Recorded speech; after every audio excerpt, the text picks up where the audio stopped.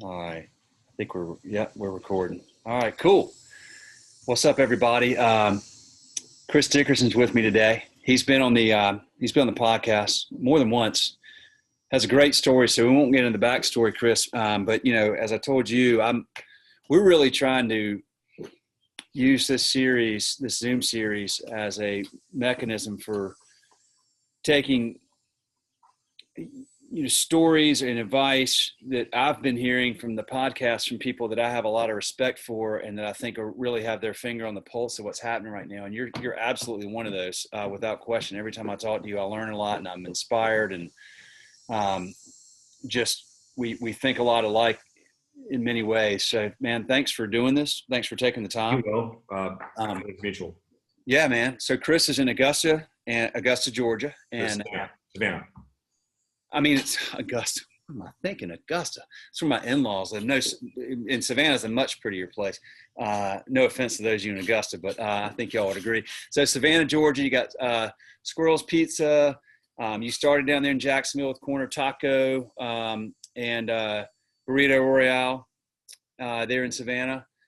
You've been there a few years. You've made some significant progress there. You've been very successful in that area. And more importantly, I think is, as we've talked, you really are out ahead of what's happening in the industry right now. I think you already were, but this COVID has kind of accelerated things. But man, tell me a little bit just about kind of where you see the landscape of the hospitality industry right now, and what changes you've been making to your business, and what changes you're starting to see other folks make that you think are important. Well, definitely greater proportion of their overall sales are and will continue to be takeout and delivery, in my opinion. And something that's fascinating to me, like, I don't believe in when someone says like, oh, the stock market is so high right now, or restaurants are all down. I don't believe that. And the reason why there's the whole like efficient market theory that all like now with rapid dissemination of information, that all things are known by all at all times. That's exactly why there's so much opportunity. It's because people don't look. But if you look at something that fascinates me, and I believe you and I have talked about this, you drive by any place with a drive-through now, Chick-fil-A, Popeyes, and there are lines wrapped around the block all throughout the entire day, not just at lunchtime, not just at breakfast. Sure. So people are still spending money. They're allocating it differently. And I definitely think I think economics is simple. In a nutshell, if people are optimistic about the future, they spend. If they're pessimistic, they contract. And because people now don't know what the future holds, they certainly have been tighter with the dollar, so to speak. There are places in Savannah that used to be slow that are now busy. I won't mention the name, but there's a place, there are two seafood places about a block from each other downtown Savannah. One used to be packed. It's now dead. The other one used to be slow. It's now packed. The slower one is the one that offers more inexpensive food. It's I don't know how to say it, but we definitely see at both restaurants, we see only about 50, well, Squirrels is a little over 50% dine-in. We're still voluntarily at about 50% dine-in capacity. We could be at 100%. And Florida, in Jacksonville, we have to be at 50%, and we are at 50%, but we see 50% capacity, but we see it's more like 40% of total sales roughly are dine-in in Florida. It's over 50 in Savannah, but the point is huge amount of takeout delivery. We fortunately had already had a pretty robust online ordering capability wherein someone could store their credit card. So what happens is they get in the ecosystem and they continue to order over and over again because it's easy. They don't have to, and I think what that really does is that's an interesting proxy for the fact that if in the past people had, let's just say, 10 restaurants in their quiver, so their favorite spots, let's say if there were 10, I think it's now probably less than 5, maybe even 3. And so they tend to go to the same places. They go out probably less, but they only go to their favorite spots. They don't just try something new. But I definitely think we're going to see more and more takeout. And what restaurants really have to do is they have to adapt their food so that it travels well. For example, at Squirrels, we had about little over 2% olive oil to our pizza, not just for taste, but for it helps to keep it moist longer. So it holds. Did you change that? Well, we tweaked it. No, we anticipated. We always wanted to be. You and I have talked about this, but one of the most fascinating things about COVID, in my opinion, is that the things that are happening now, particularly in restaurant business, are things that were already in motion. COVID's just accelerated it. For example, Yeah. there's fine dining had its denouement, started its denouement, say 10 years ago.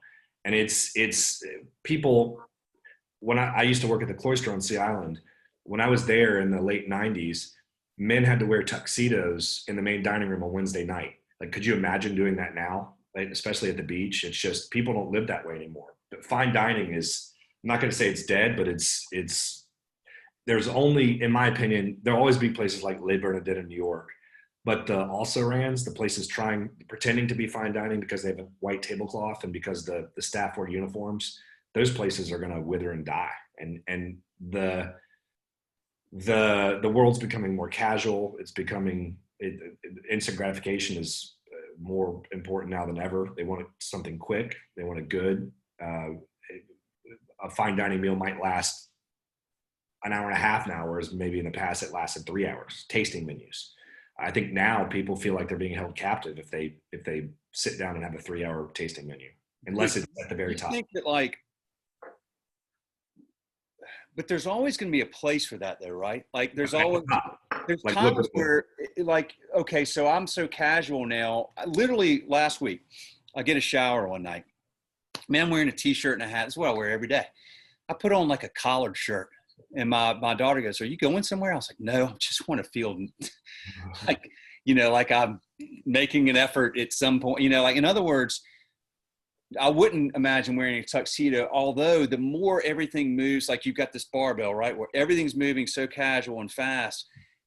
Is there opportunity on the flip side of that if you're really good at the fine dining and you execute really well, that there's less, it's supply and demand, right? So there will be absolutely less, but if you're really good at it, do you almost have an advantage right now that when people are looking for it, I used to have 10 places I could go for fine dining. Now I've got 2. If you're able to last, are you almost able to double down on that? No, I think you're exactly right. Like places, are you familiar with Le Bernardin in New York? Well, no, no, I'm not, but I'm not. Uber Fine Dining, Eric Ripert, one of the most famous chefs in the world. There will always be room for places like that at the very top. However, the second tier fine dining, to me, it's actually annoying when you go to a place. For example, I went to a restaurant, it was a few years ago in Washington, and it was a nice steakhouse.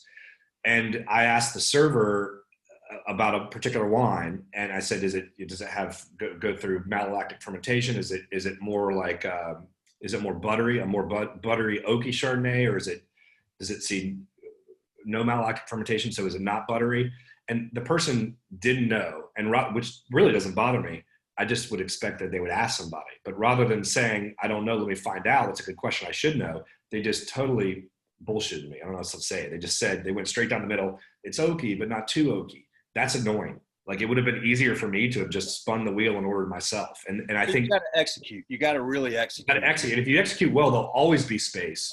But I can tell you that they're all over the country. There have been a lot of second and third tier, quasi fine dinings that have been able to make it through just going through the motions. And I don't think they're going to last.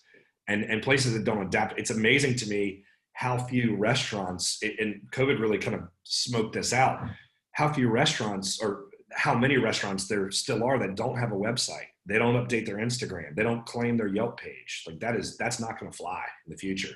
And you see a lot of restaurants that are still in that boat.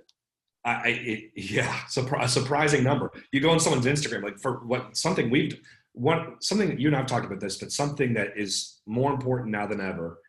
A business has to be easy to do business with.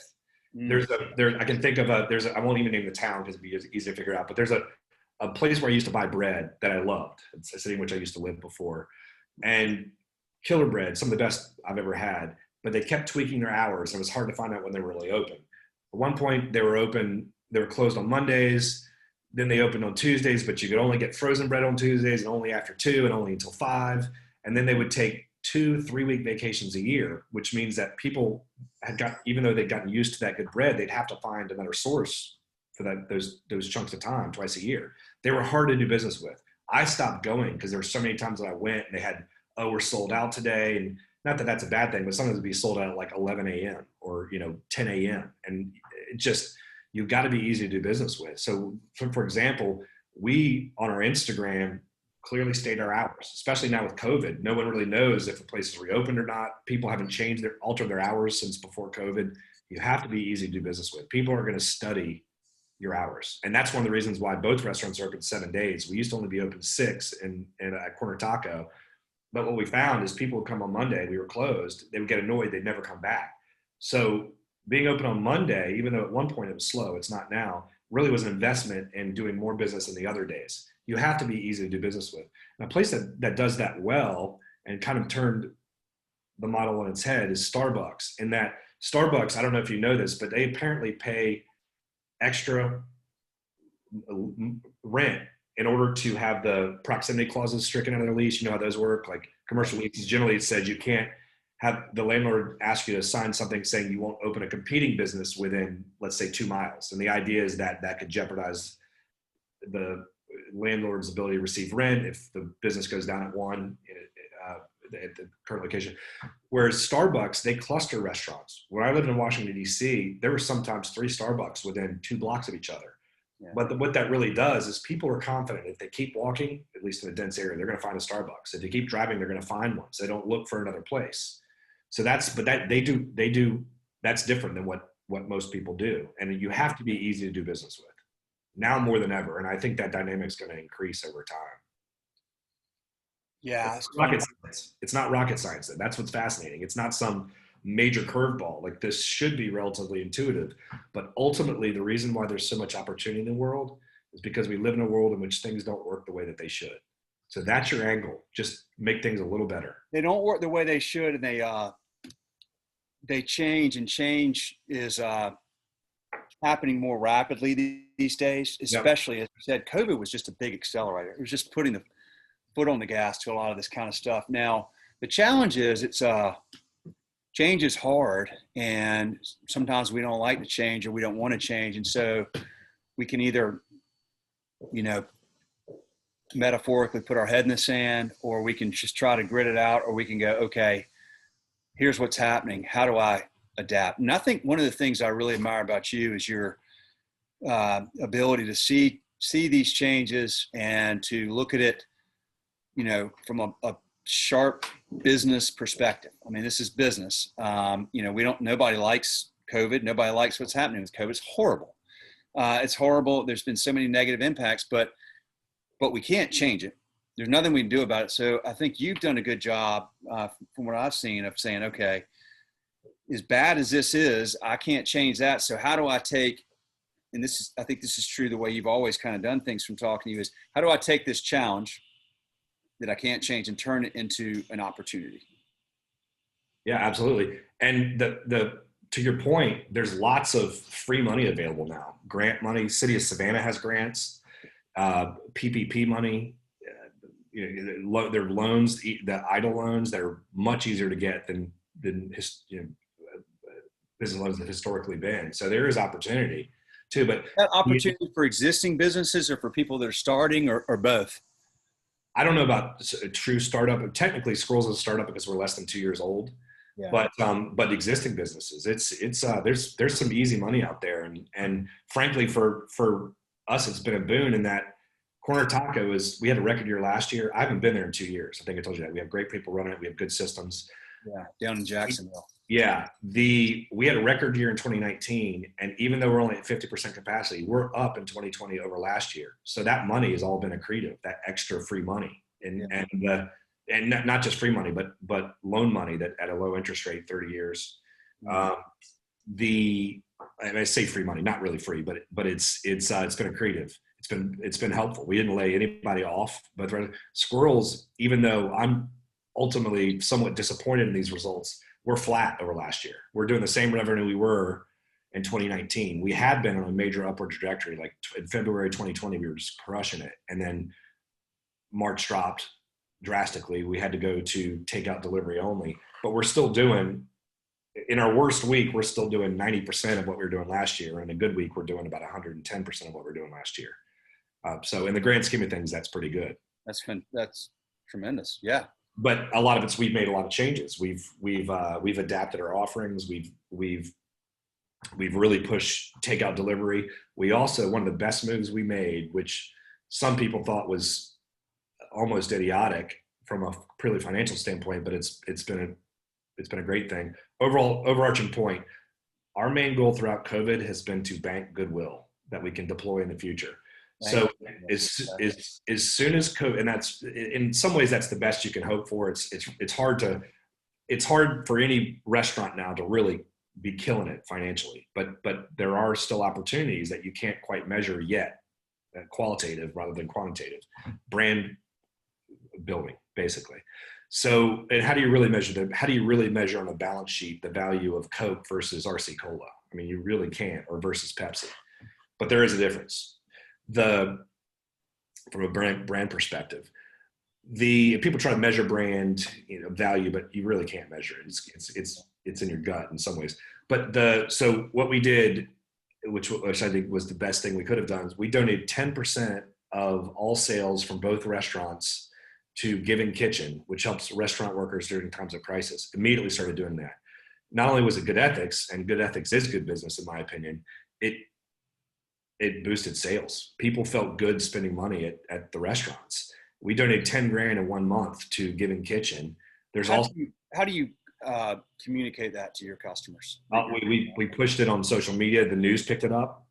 So we got a lot of, Giving Kitchen itself really helped to plug us. That wasn't the goal, but it was a byproduct of doing the right thing. And I think excellence, the goal to really have a good business, which is a brand, not a label, the goal has to be, in my view, the goal has to be excellence. And then money is a byproduct of that excellence. If money is your goal, it's not that hard. In my opinion, it's not that hard to make money. What the real trick is making money and having a good night's sleep, feeling proud of what you're doing. That's the trick. And that's my goal. So by donating that money, not only at worst, it was revenue neutral. At best, it was accretive. But I go to Whole Foods, I go in town, I get stopped a lot by people, just random people that I've never seen before. I don't know how they know who I am, but they just say, thank you so much for what you've done. Thank you. I went to eat at a pretty well-known restaurant the other day. Someone I've never seen, like, thank you so much for what you did for us. We gave anybody in the restaurant industry who was out of a job, we gave them free food at Squirrels. Our staff had free food. So the goal was to bank goodwill, and that's it. So the brand value of Squirrels, to the best that I could measure it, which I think is more gut than anything, on a spreadsheet or balance sheet, the brand of Squirrels is actually stronger now than it was before. So that's been the goal, is just to bank goodwill, and that's really something everybody could do in their own way. Well, I can tell you, I mean, we absolutely believe that in our business, 100%. And that's the stuff you can't measure. It's not like, it's not a B school approach, because it's immeasurable and it's a little, it's nuanced. But what you used to, I mean, I think that's such an important thing to think about, is not focusing on the money. In other words, like, I think your approach, it's very myopic when you're bottom line focused. Your approach is, that banking of that goodwill is paid back with interest. It's a nonlinear payback, and right. In a positive way. It's a long view. You're taking a long view, but if you're building a business, particularly in your space in hospitality, man, I think that's really important. I'm glad you brought that up. The other thing I wanted to ask you about is, one of the other things is, we talked a little bit about ghost kitchens last time we talked, because I asked you, there's if these restaurants that are not doing as well and they're closing, I don't think that they're closing the way that or at the rate that a lot of negative news has portrayed, but they are closing. I mean, we're seeing it. We see them close.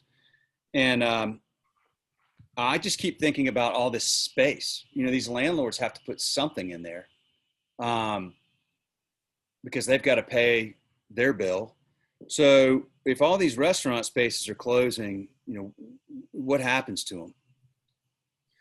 Well, you know, it's fascinating to see the decline of mall space and how that's being utilized. Like Amazon buying property from Simon, Yep. and use that for distribution centers, and then Travis, what's the guy who started Uber Eats? Oh, Kalanick, Yeah, yeah. yeah. So he apparently made a huge investment and bought distressed mall space all around the country, and he's doing ghost retail in addition to ghost kitchens out of those spaces. So and that's actually kind of dovetails with what you're talking about, because I think what you're going to see is, let's just say, for example, a 5,000 square foot space that restaurant, 5,000 square foot space goes out of business. I don't think someone's going to take that over. I don't think someone's going to take it over and do well. I think what's likely to happen is that 5,000 square foot space gets fractured into three restaurants or two restaurants. Could theoretically be owned by the same person. Like, rather than doing one Squirrels, I'd rather do a Squirrels and a Corner Taco in the same space. Now, I might not have been as interested in that pre-COVID, but I think those spaces, I honestly think there's going to be a massive deflation of value in commercial real estate nationwide. I just don't see how to avoid that. Like, who wants to open a restaurant in New York that's $30,000 a month? Especially if you're limited by law as to what your dine-in capacity is, or maybe you can't do it at all. So there's going to have to be a massive evolution of the restaurant business. People are always going to want to go out. They might not want to go out as much. So I met with somebody, I'm going to Hearts Go Backyard. I met with them earlier today. He told me his business is flat this year compared to last year, which he thinks is a good thing. But he said a lot of people are improving their homes. They're making their homes more livable. They're hunkering down. Sundays, I think you and I have talked about this, but I think people have rediscovered dinner as a family on Sundays. Maybe they're getting takeout, but they're probably eating it, more likely to eat it at home than before, rather than dining out. And I think people's habits have changed and will continue to change. And I think that's going to last at least a generation, if not forever. And so restaurants have changed, but what hasn't changed is okay, so now you're eating Sunday dinner at home, maybe instead of going out, or maybe you didn't have Sunday dinner, but what hasn't changed is people don't, if you can provide something for them and you're easy to do business with. So if you can provide that meal and if all they got to do is pick it up, because people aren't going to hunker down and start cooking. They're going to be like, man, I'm tired of this. Like, but it's going to be takeout versus dine-in. And there's still restaurants that refuse to do takeout. Yeah. It blows my mind, but it's so large format meals. We don't do it now because it was hard to keep. It was a lot of labor relative to what we were charging. We didn't charge a lot specifically because it was in some ways a loss leader, but it was to bank goodwill and keep us top of mind. But we did a large format lasagna. So killer organic tomato sauce, Bianco di Napoli, which makes great tomatoes, homemade lemon ricotta. So we did this with Ezzo's sausage, which is just uber premium sauce that we use in the restaurant. But we did, so it fed 4 people. It was like $25, and we would, every time we put it up, we'd sell it out. But it was. So I think restaurants moving more towards doing some large format meals as opposed to single servings. I think that's going to be, people are still going to spend money. They're just going to change how they do it. And they might even spend, what I do see is at least eventually them spending the same amount of money they spent before, but they're going to do it differently. And picnics, that's something at Squirrels, we bought some branded picnic blankets. Beautiful. We're near Forsyth Park, beautiful park. So we make it easy. People could buy, let's just say, for example, a bottle of wine, whatever else. And then if they spend more than $50, they get a free blanket, that kind of thing. Picnic blanket. It's a cool picnic blanket that has leather straps. And so things, making it easy for people to do the things they want to do. I was at a restaurant in Savannah not too long ago, and something that fascinated me is there were people who had bought food in the restaurant, and they had their, let's say they had a truck, they had the tailgate pulled down, they were eating in the parking lot. And there was something really just rustic and cool about that. I'd never seen that before, not in the lot of a parking, not in the lot of a restaurant. And yeah, that's cool. But we have beer garden style picnic tables literally in the like on the sidewalk in front of Squirrels. And I've traveled a lot in Europe, and there they have tons of little park. You know what a parklet is? What is it? A parklet. A parklet. It's literally like a patio in a parking space. And so we got that approved. I can't say this is because of me, but I had emailed the mayor about parklets, and we were approved for parklet. And things that are raw, real, rustic, the things that we did in college that maybe we weren't supposed to do, or, I remember in high school, we used to go to this place called Betty's Circle, when 17 years old, we drink some beers, wine, whatever, and then under a tree. And it was just primal and fun. And people still like doing that. Fish camps.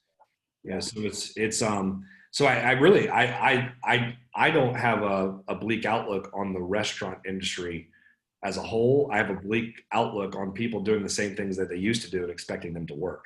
So there's going to have to be major adaptations. I think there'll be a big growth in food halls. I think there'll be a big growth in outdoor dining. I mean, people always like it, but then how do you adapt? There are ways you can make even a hot space like Savannah in July is miserable, but you can buy those outdoor porta air conditioners that you can have a big ass fan. You can make it so that it's not uncomfortable. And I think people will trade a little comfort now for the perception of safety. And ultimately, I think one of the big failures of government at this point, like whatever your beliefs are, objectively, COVID probably shouldn't be that big of a deal if you actually look at the percent of people actually dying objectively. And the data, vis-a-vis number of people dying in car wrecks or cancer or whatever else. But the perception is what it is. And that's not going away. So it really needs to be, the biggest thing we're battling now is actually the public perception. It's not the objective reality. And I think that subjective reality always overcomes the objective reality. And I think that's what we really need to address. The perception of safety doesn't mean there are specific things that go into that, because there are, but that people are going to be scared of COVID for a long time, no matter what. And we have to address that and respond to it. And so that's why at Squirrels, we're voluntarily at reduced capacity, because what we want more than anything else is for people to know that they can trust us. And so our standards greatly exceed the government standards. That's really what we're addressing. Well, fear is a big motivator, and people are emotional, right? So they make emotional decisions and they post rationalize. So when you talk about objectively, doesn't matter. Like, what matters is what you said. It's how people feel. It's what people believe. I think that, even if COVID goes away or whatever, people are now kind of thinking, I got to believe people are going to wash their hands more. They're going to be more careful in public. They probably won't shake hands as much. They're just going to go, well, what about the next thing that we don't know about until we know about it? Totally agree. Whatever. And you're more aware of that stuff now. So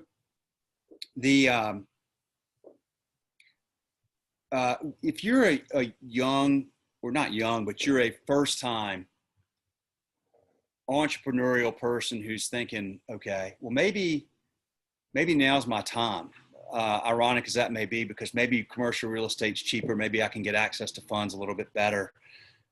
Is that a wise way to look at it now, or over the next year or so? If you're thinking about starting something, maybe now's a good time, because you can come in with fresh ideas. You can come in maybe with cheap, access to cheap capital, cheaper real estate, possibly. Well, I don't think the access to capital thing would be much easier now relative to before for someone completely starting up, because they do want, basically on a lot of applications, what they want to know is that your expenses are greater now than they were. It's that things aren't as good on some level, whether it's your expenses, whether it's your sales, as they were pre-COVID. Yeah. So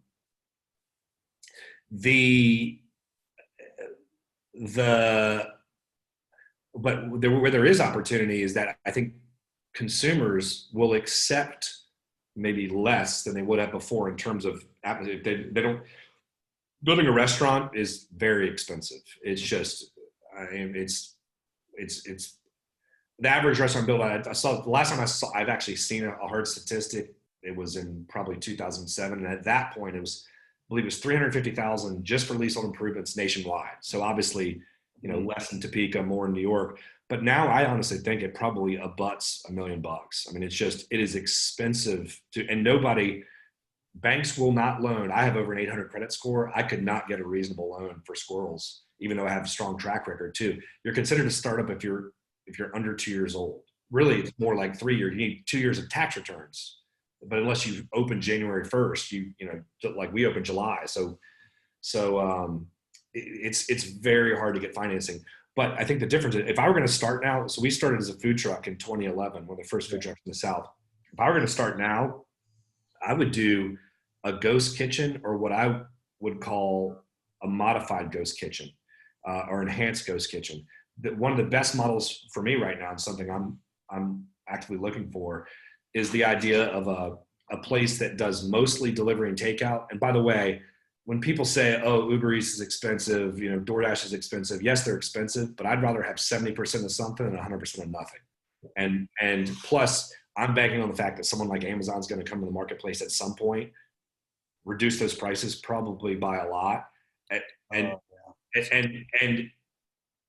but we'll still have good search engine optimization because we've been in the system for a while, so we'll come up near the top in the search results.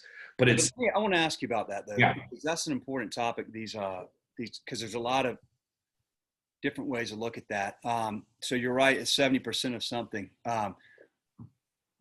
Is it just not cost effective at all for y'all to do it yourself? No, we do it, and I think it is. But here's why: you have to have a low food cost, and you have to have a low packaging cost, like we do. So our food cost target at Corner Talk, both restaurants, is under 26% of food sales, not of total sales. And we do that by essentially protein arbitrage. You and I've talked about it before, but essentially what we do is we find obscure cuts that aren't super popular, and we enhance them. For example, we buy tenderloin brochette pieces, and all that means is if a fine dining restaurant buys an 8-ounce filet pre-cut, obviously it doesn't come from a perfect 8-ounce piece. They trim the sides. We buy those side pieces, and we pay $5 a pound versus 18 or $20 a pound, and the price is very stable. We buy stuff other people can't use. I call it protein arbitrage. I mean, no one else. I say that and people's eyes glaze over, but everybody engages in arbitrage whether they realize or not. If they go to a duty-free shop in Mexico and buy liquor, Jim Beam for whatever, $20 versus 30, that's arbitrage in a way. Yeah, sure. Yeah. So we have a low food cost. So even on our P&L, we don't use the default in QuickBooks. Our P&L is customized by me over many years the way I like it. So we list our commission and fees that we pay Uber Eats, et cetera, under our food costs. So I test our food costs 2 different ways, with those fees and without. So with the fees, it's still under 30%. Most restaurants shoot for about 33%. So that tells me it's still profitable. Plus it gets us out to more people. I'm surprised how big our takeout and online ordering is now as a percentage of sales. I thought everybody would just do Uber Eats and deliver, but we still do a pretty good amount of people know. A lot of consumers, they want their favorite restaurants to survive. So we have a lot of people calling in to get takeout rather than doing Uber Eats. And I think a lot of it's because they know we get the extra money. But I think you've got to be, I think going forward, you've got to be in that. That's got to be part of your overall infrastructure. Well, is there an opportunity for local delivery services? And the reason I ask that question is, I get Uber Eats and Lyft and all these ones at scale, but the problem with them is, like 7 or 8 years ago, Uber really vetted their drivers. Yeah. Now you show up and like you can drive, and then I'm curious of your perspective on this. I know how I think I would think about it, but I don't know. My intuition is, I'd be really concerned about the disconnect and maybe the consumer recognizes it, but between the service that Yeah, my yeah, team would provide, and then I hand this food to some Uber driver, who knows? And then they show up, and I had this happen because we ordered some food, and I was like, that sucked. Like that was a bad experience I just had with that driver. And I knew enough about it to not really blame the brand, but then I was like, yeah, but you're using them, like that still reflects on you. yeah. It's a Well, weird thing. it is, but that brings up an interesting point. My role as the owner, one of my main roles is to make it easy to do the right thing, hard to do the wrong thing. If the wrong thing keeps happening, then that's my fault. Yeah. So to your point, that's why we add the oil. We get reviews sometimes that they got their delivery through Uber Eats and the food was cold. Like it might take 30 minutes from the time that the food's picked up at a restaurant for the customer to get. It might be 45 minutes after we actually made it. Maybe the food was ready at 8:15. The driver doesn't pick it up till 8:30, 8:45. Like but we've got to make it so that our food is still good when it's cold. And I always respond to reviews and I will correct it. Like we do the best we can, but also we did have an issue, not just with Uber Eats, but wherein we would send food out and we checked on the receipt and then it was basically never made its way to the customer. Like they would say, "Oh, a pizza was missing." If you order a pizza and a salad, how is we're not going to just give them the salad. We gave them we checked it off on the receipt. So and that was a big issue. What we do now is we put tamper-proof stickers on the boxes of food and then on the bag. That's worked. And so I have to figure out ways to make it as bulletproof as possible. I don't think anyone wants to order, I don't know, a $35 salmon through Uber Eats. So maybe you don't offer that through Uber Eats. You offer things that are still good at room temperature. Tacos are still good at room temperature. Yeah. And quesadillas are still good. It doesn't have to be piping hot. And so we do the best we can, but we can't control all the steps, but we have to make it as bulletproof as we can so that if those steps, the steps after it's picked up don't go the way we hope they do, it's still good. And I don't think people expect it to be 100% the same through delivery and takeout that it would be in the restaurant. I think most people are reasonable and understand that. But I hope there's like Savannah Eats and Charlotte Eats and Denver Eats and places like that. There is. I think there are. Okay. Because it just seems like an opportunity to come to you and go, look, all I do is take care of Savannah. Like our business is only Savannah.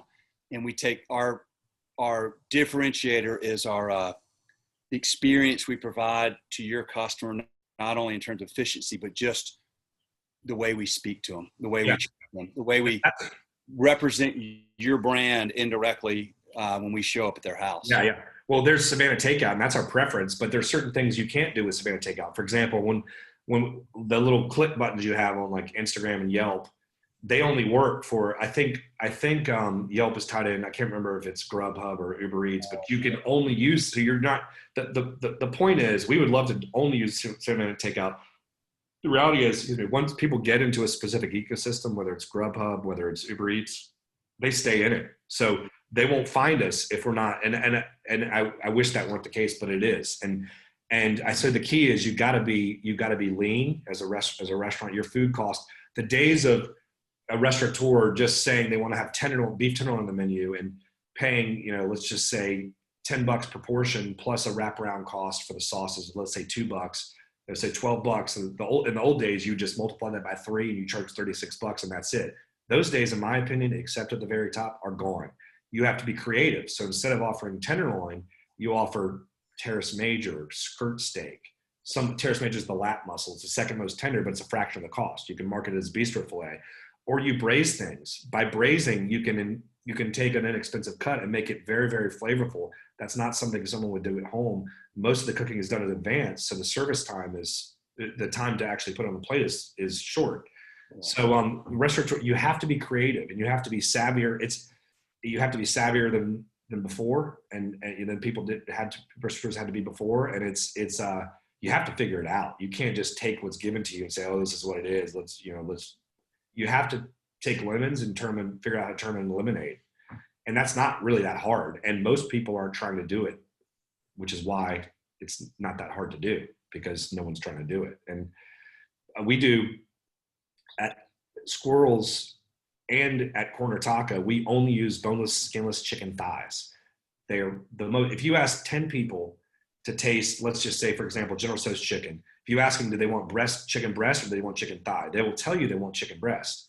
But if you had them all try, one with breast and one with thigh, I bet you at least 9, if not 10, would choose the thigh.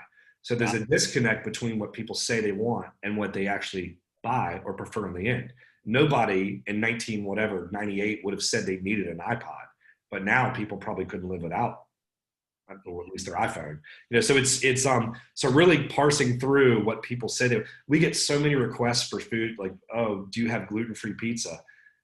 But it doesn't sell. We actually, in the restaurant, we only have like one person a month try to order it, yet we probably get 10 requests a month via, private message through Instagram, et cetera, et cetera. So there's a difference. There's a bit, you can't model yourself after what people say they want. You've got to model it after what people buy. And that data is often very divergent from what they say they want or what they say they don't want. That's why I don't believe in focus groups. I think people don't know. I don't either. People don't know what they want. Nobody. Yeah, you're right about. I mean, like Steve Jobs was ahead of the curve. Nobody would have said they knew it. And now most people can't live without their iPhone. Check this out, man. You told me about it. That's analog. It's about a week or two old. I like it though, but yeah, you have to be a weirdo like me to even think about that because it's just it's a lot of work. You wouldn't like it if you didn't have the computer. No, I wouldn't. I actually have an iPad for all my apps now, but it stays in one place so it doesn't travel with me. I'm actually getting all my texts over to that too, like except for family, customers, and the Schedulefly crew. I have everything else going to my iCloud address, so they'd all go there. Yeah. So my phone is just like literally a phone now, which is right. It's like that's what it should be, and it gets some text. But anyway, to your point, I want to here's the thing. It's the same thing. Like I was talking to some friends the other day and we were talking about how if you didn't use the last few months with a significant amount more time, for most people, not everybody, but for a lot of people, you had more time at home, you had more time on your hands, you weren't going to it all. If you didn't use that to get into shape, but you say, I really want to get into shape, you're never going to get into shape. Like this was the perfect opportunity. Yeah. So in other words, to your point about making changes, people won't do it because it's hard and it's change is just, we like to say, here's what the gluten-free, I want this, or I need to start eating this. But at the end of the day, most people won't make the effort to change because it is hard. At least it's hard initially. And then once you do, same thing with that flip phone, like little, curve to get over. And now I'm like home free, but people have a hard time changing. And if you're able to do that, you have a significant advantage right now because most people won't. It's tough to do. Here's a universal truth. People's biggest obstacle is not something external; it's themselves. 100% agree with that. And I deal with that. I get my own way. I don't really have other things get in my way. I get my own way, and I recognize that, and I try to circumvent it as much as is reasonable. But that's a human trait. I'm fascinated. So thank you for the book, Anti-Fragile. I've been listening to the audio book just because it works better with my lifestyle. And I've listened to probably about a third of it, but it's fascinating how many truisms there are in there. Like the fact that, you look to nature, fire thrives through basically chaos, through wind. You wouldn't have a big flame without the wind, and nature thrives with chaos. And how can humans think in that same way? Like chaos is a good thing, the disruption, and thinking about how you can harness chaos. And I think there's almost always a way to turn lemon into lemonades. You gotta flip the mindset around. Instead of saying woe is me, you gotta be glass half full, not glass half empty. Well, that's the difference between being fragile and anti-fragile. That book starts out with a quote, maybe on the very first page, where he says something to the effect, I won't get it right, but wind extinguishes the candle and stokes the fire. You want to be the fire seeking the wind. Like, yeah, exactly. It's a good metaphor. It is. The chaos it's just like going to the gym. Like I'm going to go work out later and it's going to hurt and I'm going to be sore, but then I'll benefit from that. But paying that price, that short acute price you have to pay is hard unless you start to realize on the other side of that the benefits. And then once you start doing it, you never look back, right? Like if you get in shape or you change your business and you start seeing, you're like, I get it now. But it's hard to it's hard to have that mentality and that mindset. But it's for folks like you, challenging times like this, which are a very, in the scheme of things, a short, very acute stressor, you can use that to gain. The obstacle book, there's that book, The Obstacle is the Way. That's another great one by Ryan Holiday. And he's written a few books on stoic thought. The Obstacle is the Way is awesome. And see you writing that down, you grab that thing, but that's it. Like it says it right there in the title. The obstacle is the way. It's not the thing you want to avoid. It's the thing you want to go around or over. You can't find home until you've left it. Like the concept of home doesn't really exist if you stay in the same home that you've lived in your whole life. You've got to gain perspective by losing it, essentially. Yeah. And when you go to the gym, you actually tear muscle. It's violent, and the reparation process is what makes your metabolism stronger. What makes you burn fat and grow more muscle, grow stronger in the end. You said you were going to go, before we started doing this, you were going to go skateboarding this morning, but you had to. I have a longboard. And I it's funny because it's with COVID, I have a little, like a gym in my garage. It's just a Bowflex. Yeah. And I'm a member of a local gym, but I haven't gone since COVID. They were closed for a long time. That's just not somewhere I really want to be now. Yeah. But working out in my gym when I work from home is just not like, I like the sense of communion you get from being around other people. I do tend to want to be on the periphery. Like I like Forsyth Park is always bustling. So I ride my skateboard around the perimeter, and so I feel like I've gotten out of the house, but I'm not, in a gym with, 300 other people. So that's just something I enjoy. This is interesting too, because so much has changed because of the pandemic, and I'm still finding my way. Like, for example, I used to play soccer on Wednesdays with a group of people, but they stopped playing. You weren't allowed to gather and put more than 6 people. So they stopped playing. And now the times have changed and it doesn't really work with my schedule. I'm with my son a lot. So I'm trying to find something I can do that doesn't require me to organize a lot of people, but it's something still fun. And I can tell you too, some of the things I used to like doing, like I've lived all over the world, even when I was living in Buenos Aires and Rio, I never missed my gym routine. I would go twice a week. I never missed it, but now it's just not fun for me anymore, especially with the COVID thing. And I've only been in Savannah about 3 years, so I'm still figuring out, the lay of the land, so to speak. But even yoga class, I used to do yoga regularly, and that's not something I really want to do now. Plus, I don't think it'd be busy. I don't really want to go to a yoga class if there's one person there. Nor do I want to go to a yoga class if there are 50 people in there. So it's just finding different things that work, in a pandemic and soon to be post-pandemic world. But I think a lot's going to be different. I don't desire to go to New York City now. And I just went to Austin, Texas, Phoenix, Arizona. I just went to Atlanta. There's still so many places that are closed, and I don't want to go to a famous restaurant and just get takeout. Like I want to know I want to understand the vibe and know what makes it, what it is. And I travel a lot to try different restaurants to see that it's not just the food, it's the decor, it's the vibe, it serves everything. So it's thinking about where things are headed. That's what's fascinating to me. And I do think at the end of this, I don't think things are going to go back to the way they were. It doesn't mean there's going to be some normalcy, but I think it's going to be just a different type of normalcy. I think, like I said, that people will still be going out to eat, but they might not be dining in, or they might be sitting outside, not sitting inside. I don't see the future of 5,000 square foot restaurants with 250 seats being bright. I just don't. Yeah.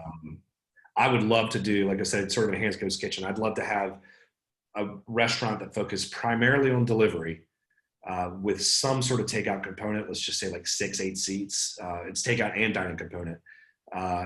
We tested when Burrito first opened. We tested it as delivery, just a virtual kitchen. It's a 1965 Airstream parked behind the restaurant. And when we first started, it wasn't very busy. When we would go out to other locations, it was very busy. But I think in second tier markets like Savannah or smaller markets, people aren't yet comfortable with the idea of a completely virtual kitchen. In New York, they don't care. They're used to it. So I think being able to see it, there's value in that. It's more psychological probably than anything else. So if people could come in and try takeout, then they might then subsequently order virtually. But I think having some sort of a bricks and mortar, but small, would probably be the ideal model now. Obviously leveraging your square footage, but having some sort of rustic. There's a place in DC called Rockland's Barbecue, and they did a ton of takeout. They didn't do delivery at the time. I don't know if they do now, but they literally had like 6 or 8 seats, but it was extremely rustic. They had like exposed, I don't know, cedar shingles or something on the inside. It was just rustic, and they had a screen door that slammed behind you when you came in, and something like that is what I would be thinking about now. And that's something that could actually thrive now that I'm not sure would have thrived a year ago. So, and that would be a much lower startup cost than a traditional bricks and mortar restaurant. You've mentioned the word rustic 2, if not 3 times. Why is that important right now, do you think? I just, more than anything else, especially now, I think this really started 2008. I think people crave realness and a sense of somewhereness, raw, but not the frilly, my pleasure, hand behind the back. And I think that started in 2008. And with the crash then, and I think COVID's accelerated that. I think people are sick of 2008. People were sick of living a lie. Everybody was over leveraged, and now it's just I don't think people want to sit down for a 3-hour tasting menu, and we're literally held captive, and you have to hear the server describe the chef's grandmother's shed and how this is where she made this and that and the molasses, and it's just annoying. And I think people want, myself included, want realness. I want a real experience. I want something Authenticity. Yeah. And I think the internet too has really smoked that. Often people can smoke out a lie, and most businesses are labels. They're not brands. A brand has a belief system. It doesn't have to be, it shouldn't be for all people. What you say no to is as important as what you say yes to. It should be actually exclusive. It should be, we would much rather at both restaurants, we have a menu posted on the wall. And one of the reasons that Squirrels is named Squirrels is so people don't have expectations. If you come to Squirrels and think it's going to be a traditional pizzeria, then it's on you, not on us. We want people to double opt in. It drives me nuts when I buy some product online and they require you to put your email address in, ostensibly so they can send you a confirmation of your order, and all of a sudden you're signed up for some marketing list. Yeah. I believe in double opting in. I want people before they come into the restaurants to have a better idea, to know what they're not going to get. You can't get Budweiser at another restaurant. You can't get fountain drinks. We have Mexican Coke. We have premium, no high fructose corn syrup, nothing hydrogenated. We make everything. We make our own sriracha sauce at Corner Taco. We make our own grenadine. We make our own crema. We don't have sour cream. And so we want a small group. But what we found is, while it's not for everybody, the people that it is for are much more loyal to us. It's like the first time you hear a band that you feel really gets you. Like for me, maybe My Morning Jacket. You hear me like, God, MMJ. Nice. Yeah, but a band like that, it's not, it's not all things to all people, and it's got what you say no to is as important as what you say yes to. I think a lot of restaurateurs in particular, but maybe all business owners, try to be all things to all people. They want to have all the greatest hits, burgers, sushi, pizza, and that's confusing. If you try to be everything to everyone, in the end, you're nothing to no one. So building a brand is much different than building a label. And when Corner Taco first opened, there were people in Jacksonville who didn't get us. We had very strong core following, but there were plenty of people who were like, what the fuck is this? Fresh corn tortilla. We don't have ground beef tacos. We don't have, it's all, we make our own sweet chili and lemon sauce, which is basically like a homemade sweet Thai chili. Really, it's a piquillo pepper gastrique if you want to get technical, but we make our own queso. It's like a fondue, a real fondue with white cheddar and brie. We don't use a canned easy melt cheese. So and when we first opened, there were people like, oh, what's happened is the people who tried us and like, this is so different, we love it. Through word of mouth, they've told 10 other people about us, and now we have such a strong brand. It's not a label, and we don't want we would rather someone look at what we offer. We have a big poster on the front that says, basically talks about what we're about and says that we're nothing like any other place. We'd much rather someone look at that, look at the menu, turn around and leave than come in, spend their money and be disappointed. Whereas a lot of times people want everybody to spend their money. They're thinking about that day, but you got to play the long game. You got to think about 2 years from now, 3 years from now. And that has totally panned out for us at Corner Taco. And it is panning up for us now at Squirrels. We're starting to get pizza tourism. We get people, we had a couple come, they heard about us in Charleston a couple weeks ago, and they were driving somewhere else. They stopped in Savannah just to eat at Squirrels. And that's happening more and more. And I think that's going to, especially as close as we are to 95, I think that's going to be a big thing for us, a big driver of revenue in the future. But a lot of it's because of what we said no to. We don't have Jim Beam. We don't have, everything we do is everything we have is something I would eat on my, I don't really drink much liquor, but if I do, I'm drinking something that I really like. I'm not going to drink something that makes me like Jim Beam. Even the smell makes, no offense to people drinking, but I don't like Budweiser. I don't, and if I'm not proud of it, we're not going to serve it. And we do chicken wings at Squirrels, pecan fired, but it's basically a Korean buffalo sauce. We don't serve celery sticks with it. We don't serve blue cheese. They're really good. We have people who say they're the best wings in town. When we first opened in particular, we had some people who were just like literally pissed that we didn't have blue cheese. And that's not what we do. If you want that, fine, go somewhere else. Other places that have it. Yeah. And we had one guy basically demand that our managing partner go to the store and get it. And he's like, that's not what we do. Please go somewhere else. And some people are shocked by that. They think of the Fern bars of the 80s and 90s that said yes to everything. We don't say yes to everything. The customer, this is an interesting dynamic that can only exist in today's society. The customer is not always right. In my view, the customer always has a point of view, but they're not always right. And I will tell them, I agree. I will tell them not to come back. We're not, if someone is rude to my staff, they can't come back. I hope they tell all their friends not to come because we don't want that kind of customer. That's driven out of fear. All those things, like I've kind of a believer that I've come to believe that every decision we make, ultimately, like if you peel back the layers of the onion enough, it either comes from a place of love or fear. Yeah, that's true. The customer's always right. All that we got to. That's just a place of I'm scared that if I don't, then they're going to say something on, and then all these bad stuff's going to happen. That's just coming from fear. You touched on a really important point too, Chris, which I think that people, even if they may go, okay, well, they don't have gluten-free or whatever. That's not for me. I got to have gluten-free, or they don't have Budweiser. But boy, I tell you, if you tell people who you are and what you're about, you draw a line. We force them to decide whether that's for them or not. At minimum, most people respect you. Like we have that. Like we'll have people that are like, look, y'all don't have. I need this with my whatever. Like you don't have clocking, but But we won't do that because that's not what we do. And it's amazing how many people are like, man, I respect that. Like, that's good. Like, in other words, you can almost tell they're like, I wish I were in a business that made a point of, that had a point of view as well. I hear that a lot, like talking to people. They're kind of like, man, good for you, which is, I think that's cool. Yeah, I don't care if you like me or not. Yeah, I am. Yeah, that's right. That's right.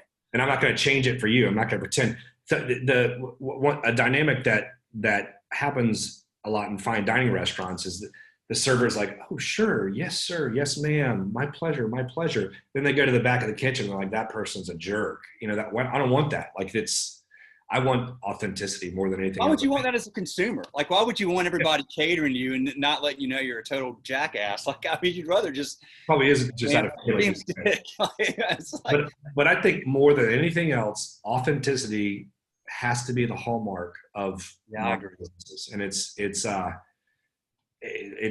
easy to find someone who does the same, something similar, but it's always, you can always find a lower cost producer of something, but you can't always find someone who has the same overall value. And value is price is what you pay, value is what you get. And value is so much more nuanced than just price.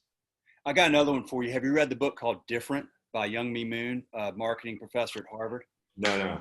So a lot of what you were talking about made me think about that book. It's she talks about having the, being bold enough to be different. So one of the examples that really stuck, I mean, I read this thing like 10 years ago, but the example that really stuck was she talked about in the auto industry, how, you take a Volvo owner and a Volkswagen owner, and the Volkswagen owner is like, oh, I like my Volkswagen, but the Volvo has this and this. And so the focus groups go, oh, well, we should. And then the Volkswagen folks go, oh, the Volvos have this, and the focus groups. And next thing you know, the Volvo and the Volkswagen are like the same thing. Like there's nothing different. And then Mini Cooper comes out and they're like, screw all that. Like, look at our car. And like, what happens is you have to decide. Like, I wouldn't buy a Mini Cooper. It's not for me. But I got to tell you, I respect them for what they like, Yeah. But the people that do, loyal as hell. And that's where you get that, we talk about some of this stuff that's long and not measurable, but boy, if you really want to create word of mouth, that's where you do that, because you're drawing a line in the sand and you're forcing people to decide. So the people that jump over that line that are on your side are like, I love this. And then they go tell other people because they're really vested. They've got some skin in the game in what you're doing. So they're more apt to go, they're different. And here's why. You ought to check it out. And like they become loyal fans, not just customers, which is what we really want, which is your point, brand versus label. Yeah. The goal has to be at least, especially, the early, the goal has to be to develop cult followers. It has to be, because then they'll evangelize you. Yeah. And what's interesting too, is that means something different today than it used to, in that even the decor of a restaurant now has to be Instagrammable. That wasn't a dynamic 10 years ago. Like, it has to be, the colors have to, the lighting has to be such so that photos look good.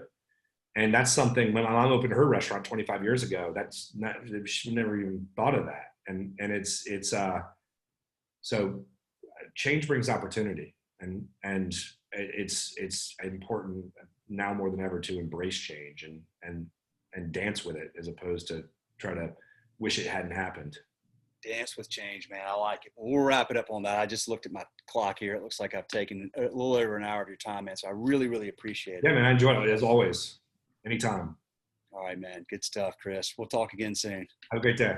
All right. See ya. Thanks, Will.